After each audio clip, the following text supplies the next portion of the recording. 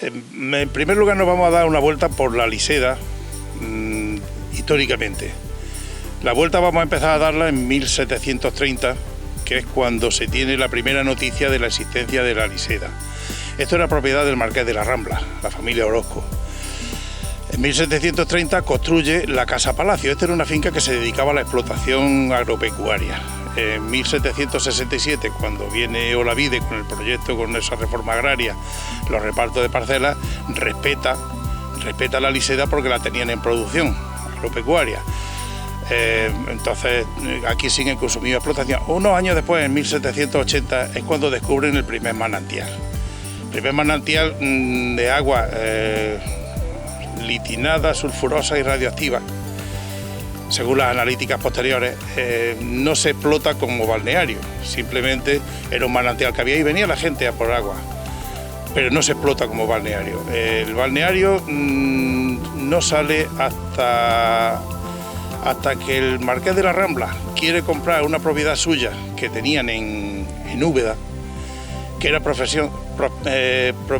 El propietario era José Salmerón Amat, que era el Palacio de la Rambla, donde hoy está el punto de información turística de Úbeda. Entonces el hombre fue y le dijo: oye, que este palacio era mío, era de mi familia, te lo compro. Entonces José Salmerón Amat, que era un señor que era zahorí, buscaba agua y se dedicaba al negocio del esparto, ellos eran de Alhama de Almería, le pidió, no le pidió dinero, le pidió el cambio por la finca, sabiendo la explotación que podría tener el agua que ya había varios manantiales descubiertos. Entonces así lo hicieron, cambiaron pelo a pelo. No sé si alguna compensación pondría uno o lo otro, porque no sé si el palacio valdría lo que valdría la finca. Entonces el hombre, José Salmerón Amat, sí tenía más vista comercial, entonces ya empezó a hacer la explotación como balneario. El balneario en realidad eran 2 fuentes de agua. Luego se descubrió una tercera, pero las 2 fuentes de agua y la empezó a promocionarlo por la zona, Linares, La Carolina, y ya llegó hasta Madrid. El balneario llegó a coger fama. Aquí había se trasladó su residencia aquí, porque él vivía desde Úbeda, se trasladó creo que a Linares. Él descubrió el pozo del Guindo, lo tenía descubierto como explotación, como buscaba agua, ¿no? Entonces en 1783 me cuenta Andrés Salmerón, arquitecto de Diputación, que es sobrino nieto, que se lo había vendido a los alemanes, hablamos del pozo del Guindo, se lo vendió a los alemanes en 1.000.000 de pesetas del 1873 y se quedó además con una fundición que les trabajaba a los alemanes. Pero entonces el hombre ya se trasladó aquí, con ese afán que tenía, esa pasión que tenía el hombre por el agua, ya montó el balneario. El balneario empezó a tener éxito. El balneario tenía unas casas que están ahí detrás, porque estamos ahora mismo en lo que fue el teatro.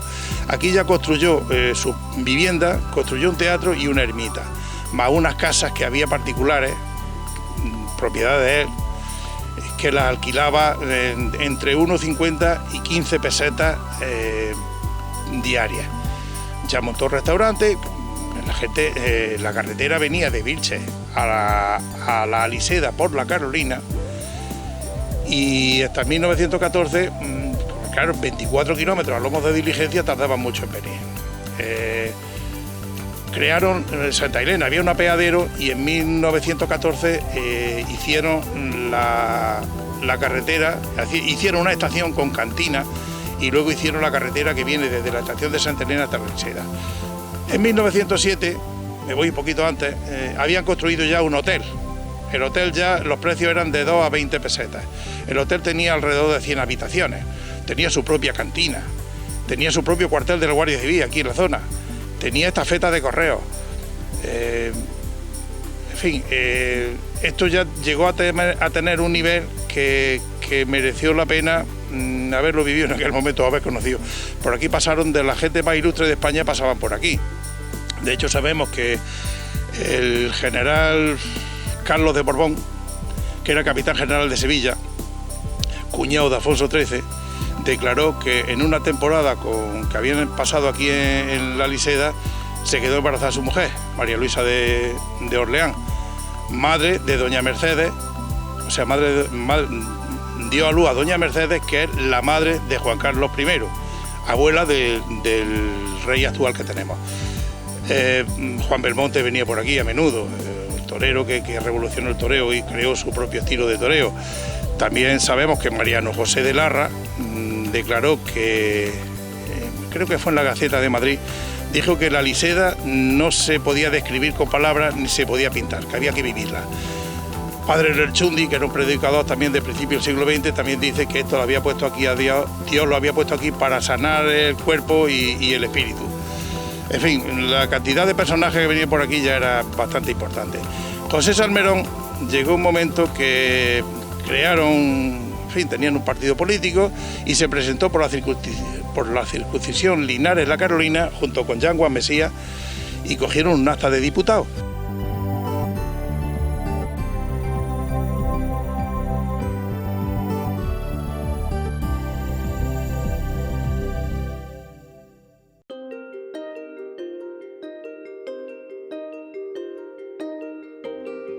José Salmerón nada más no era político, pero salió como diputado por el distrito Linares-La Carolina. Entonces, José Salmerón era sobrino de Nicolás Salmerón, que fue presidente de la República, de la Primera República, que dimitió, tuvo muy poco tiempo, alrededor de mes y medio, porque se negó a firmar una sentencia de muerte. Entonces, José Salmerón, aquí en el Hotel de la Liseda, le cedió su acta de diputado a Niceto Alcalá Zamora, que fue presidente también, gracias a la acta de diputado, fue presidente también, creo que fue el primer presidente de la Segunda República. Las actividades que había aquí de personajes de toda España eran frecuentes, toreros, políticos, personas normales también. Vuelvo a decir que los precios eran asequibles desde el 1,50 o 2 pesetas. 2 pesetas ya cuando se construyó el hotel, hasta 20 pesetas, que podría ser ya la parte más cara. Luego había varios comedores dentro del hotel, había comedor de primera, segunda y de tercera, desde mesas individuales a mesas corridas, ¿no?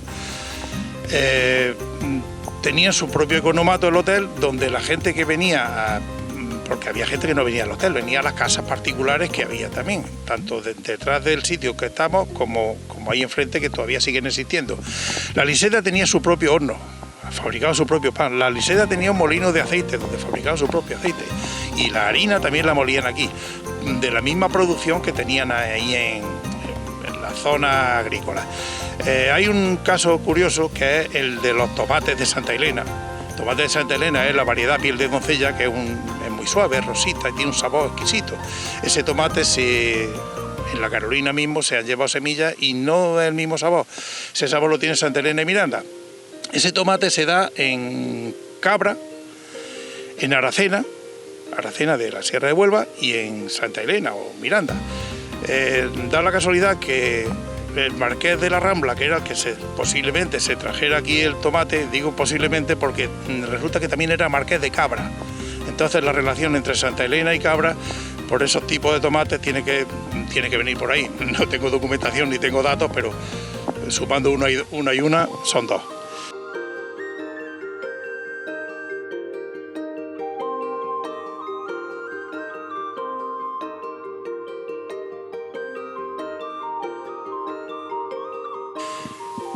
Cuando se construye la Casa Palacio en 1730, se construye la Casa Palacio y se construye una ermita, que es la que tenemos a las espaldas.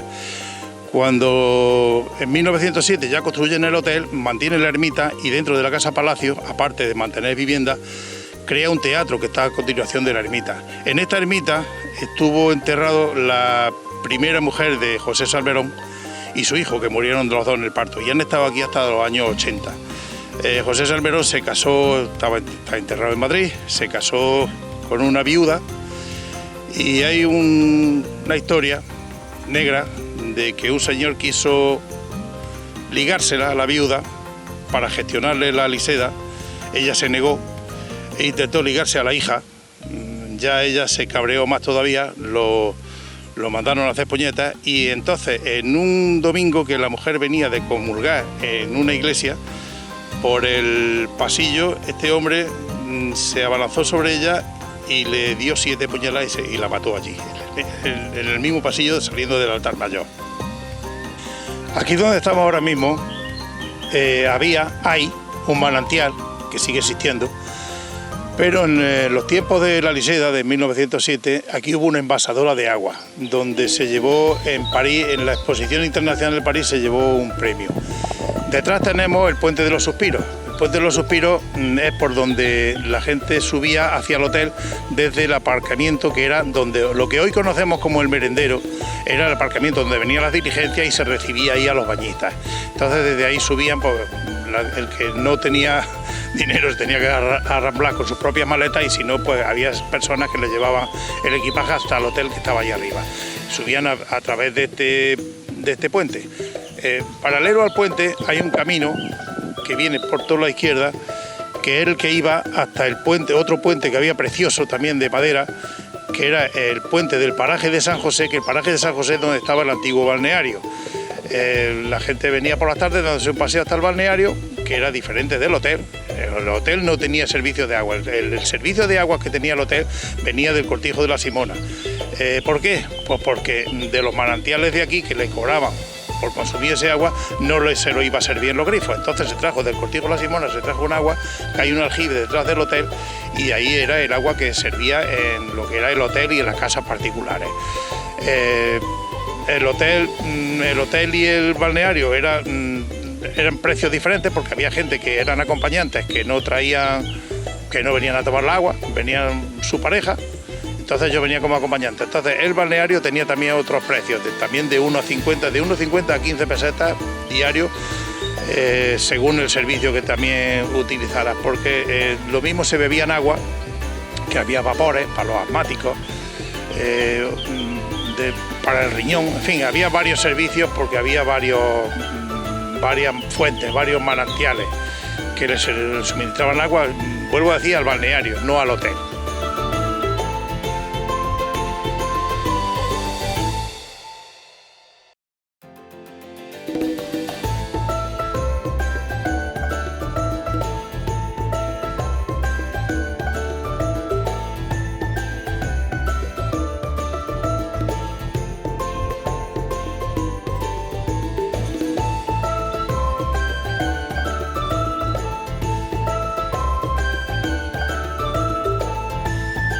Aquí a mi espalda estaba el antiguo balneario. Hay que diferenciar siempre el hotel del balneario, ¿no?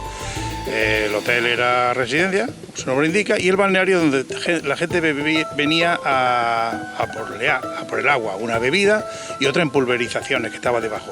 Sigue existiendo el pozo ahí. El pozo está tapado. Seguramente sigue existiendo el manantial de agua que había debajo, sigue existiendo. Yo, que he acampado mucho por aquí en mi juventud, a las 12 de la noche, un mes de agosto, con el río seco, y se oye como si corriera el agua por debajo. Puede ser que sea una sensación, a lo mejor por el ruido de las hojas, pero yo creo que todavía sigue existiendo ahí el manantial. Entonces, a partir de aquí, que era donde estaba la fachada esa que salen tantas postales antiguas, a partir de ahí estaba el paraje que era lo que le llamaban el Parque de los Pinos, que es donde vamos ahora. El Parque de los Pinos, la gente que no venía a tomar la agua, había ahí un pasillo donde la gente podía pasar a leer el periódico o a esperar que le tocara el turno, o venía a pasearse por aquí, por el parque. Vamos al parque.